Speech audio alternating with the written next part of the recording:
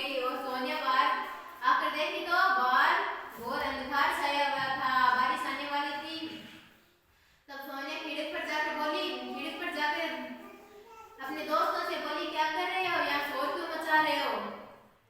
तो दोस्त बोले, हम तो बारिश में क्या कर रहे हैं, नहा रहे हैं।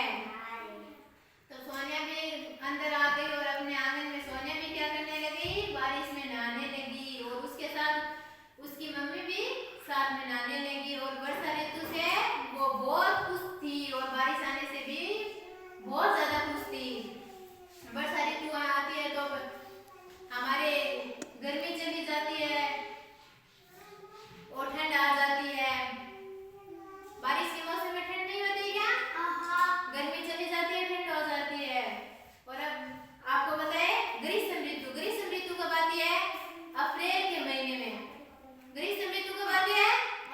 अप्रैल के महीने। बोलो, अप्रैल के महीने में। ग्रीष्म ऋतु में क्या होती है? ग्रीष्म ऋतु में क्या होती है? तेज गर्मी आती है, हमें कूलर पंखों की जरूरत होती है। कूलर में क्या नहीं चलाते हो क्या गर्मी में? वर्षा ग्रीष्म ऋतु में हमें तेज कूलर पंखों की जरूरत होती है और हम एकदम सूती कपड़े, एकदम हल्का कपड़े